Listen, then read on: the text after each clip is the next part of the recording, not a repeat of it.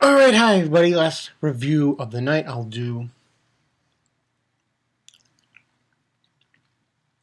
Fairy Tale episode review. I'll do tomorrow. Actually, later today. So it'll probably just be Fairy Tale, One Piece, Sword Art Online, and just those. So, yeah.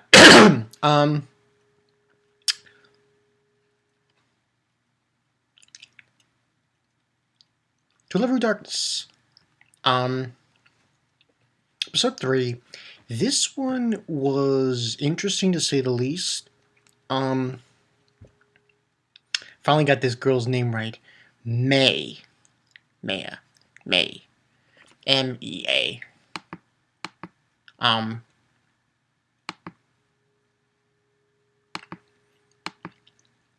Pretty much the whole shimbang caboodle of this situation is that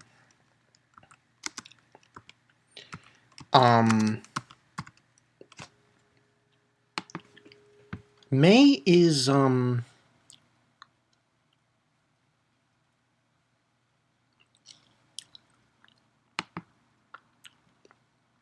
apparently what I was going to say. She is working with these people. She has this master who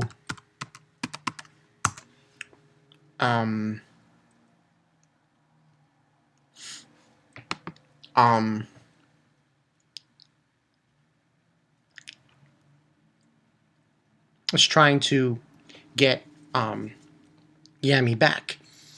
And pretty much what happened in this episode was the beginning part. May took the advantage of basically going into Rito's dream. She connected with him. Because she's just like Yami in Golden Darkness. And what she ended up doing was she went into his dream and she saw... It was so funny part. He was in the tub with her and it was just like, oh my god.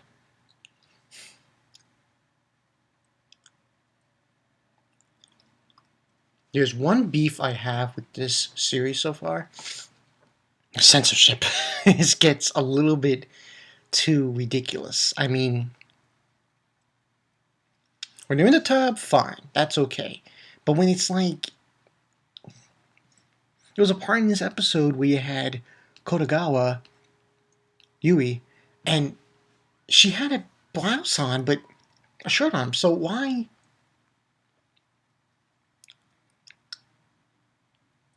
What's up with all the censorship? It's just ridiculous.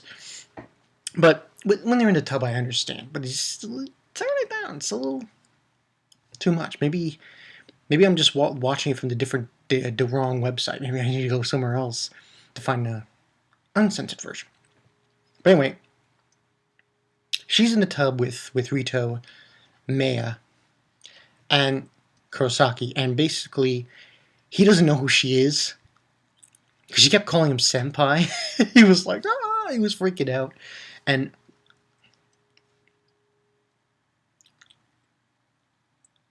there was a part where he fainted and she saw the memories of when he was in that situation. He was in the tub with Momo. And she was talking about this horrible... You heard of the Eclipse plan? Well, no, this is a harem plan. Moon Knight plan, Eclipse plan, and now harem. What next plan are we going to have next? Bikini? But anyway, she hears the whole story from Momo. She sees the memory. And she hears her say maybe even Yami. She mentions Yami, Golden Darkness, to take her in the plan as well. And she's intrigued by it.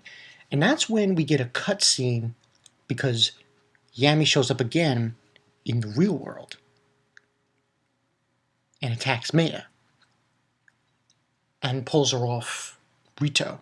Says, if you lay one... And oh my god, Yami was boss in this episode. She says, if you harm him in any way, shape, or form, I will consider you my enemy. And her eyes were glazed over when you know, when she said that. I was like, oh, damn. Yami's up for blood. I really like her. I really like her as a character in this show. And to love her in general. I don't know if it's because she reminds me so much of Eve from Black Cat, but I think it's not that. I think the reason why, her persona, her being, the way she acts, is so unique to her in a way. Now I'm gonna give this a 3.5 because it was really just half of it was attention and the other half was just fucking harem shit. You know, your typical harem stuff. So after that tussle, we see them all gathering together, and Mia's saying to herself that she's walking down the stairs, that she's going, let's see which plan wins, the harem plan or our plan. Their plan, obviously, is to take Golden Darkness back, to have her kill Rito, that whole bit. Now, we get an interesting thing with Rito and Mia, and then they focus on Kotogawa. Interestingly enough, in this episode, and we have her walk. We find out that Lala and everyone else, including Rito's sister, they're not going to be home. So Rito,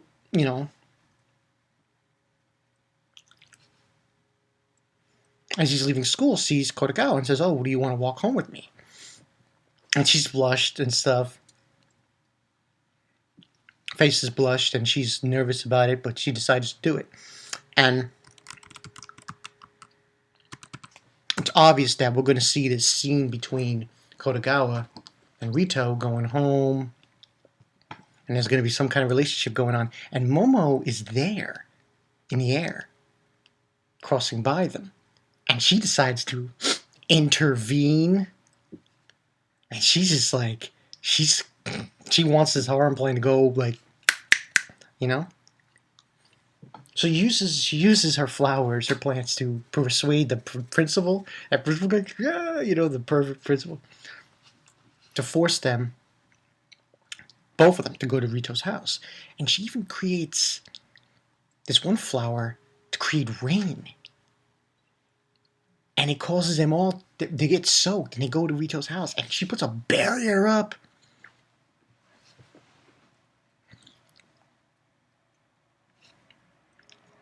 It's really crazy. So, what ends up happening is to go in the house. And Rito, is nice. He tells her to change and take a shower. Oh, your clothes will dry. And he puts there these pants and a shirt. No one takes that away and gives her just a regular dress shirt. And it was like, oh my God. So,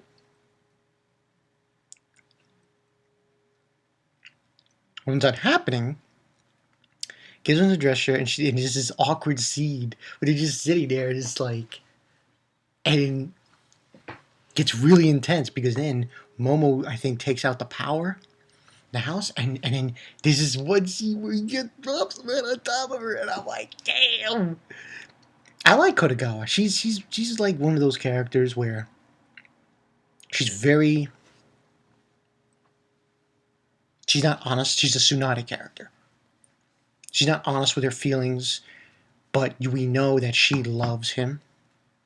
She does. She has feelings towards Rito. I mean, after the second season, everyone, more or less. And it looks like they're going to get it on. Yeah. Because she puts her hands, and they block the scene. It's like, that scene shouldn't have been censored. But that's the way it goes. But anyway, scene where they block the chest area and and she's holding on his head towards her, and it's almost like they're gonna kiss and get it on. Lala and the others show back up, and they're trying to get through the barrier, and they can't. And then Mia Kurosaki, she's nearby, and she destroys the barrier.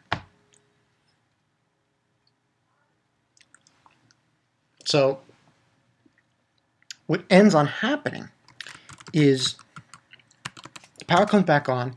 He like puts up a front. Rito says, it was by accident. I didn't mean to do that.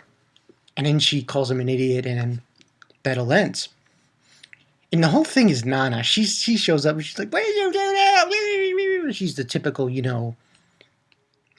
stop doing perverted things. And then Mikan, Rito's sister, younger sister, notices Momo, so she put 2 to 2 together. And then we have an interesting scene at the end. And Momo realizes that it was probably Kurosaki who did it, May. And then we go over to where she is. And the supposed figure, the master, is there. The actual master. The other times we've seen this person, this mysterious person, was just a crow. But now we see this person. It's a girl. And it seems like soon, in next week's episode, the people interested in the situation, their people are going to show up. So next week's episode is going to be very intense. We're talking... And then after that scene with her talking to the master, saying that the people are coming and, I wonder how Oni-san's going to, Yami, how she's going to express. And we get back and then they turn to her eating her takoyaki, that fish bakery treat she always eats, sitting on the bench, and that's where it ends. So, the way I look at this episode was, it seemed like it was a setup for next week's. I mean, it was a setup for next week's, and at the same time, it was to show his kind of relationship building Rito with Kodagawa. But more or less, it was a setup. And I like this setup. Now, next week's going to be really fucking intense. It's going to be really crazy. Probably it's going to get a high review.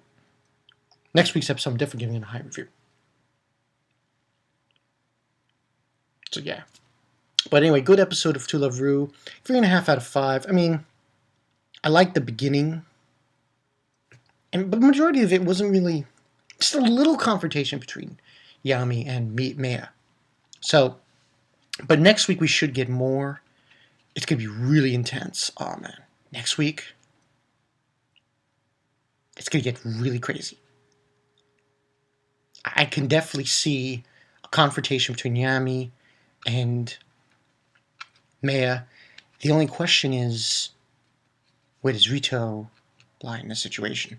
Because if you all know, if they have their way, they're going to want Yami to return to what she was really like, an assassin, and have her kill Rito. And that whole bit this is so silly, because the fact of the matter is, like, it just doesn't make sense to do that. Now, we'll see, but I have high hopes for this series. I really do. I really like this series. You guys should check this out. It's harem, but with a kick.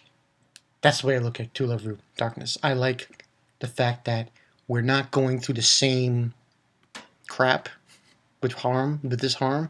It's getting really intense, which I like. I really do. So, next week we'll see how these things go down between Maya and Yami. And Yami for the motherfucking win. That's all I'm going to say. Golden Darkness for the motherfucking win. She was really good in this episode with her confrontation with Maya. And probably next week she'll be even better. So, this has been Bonkanai 22. I'll see you guys later. And censorship's getting me a little annoyed, but still a good series.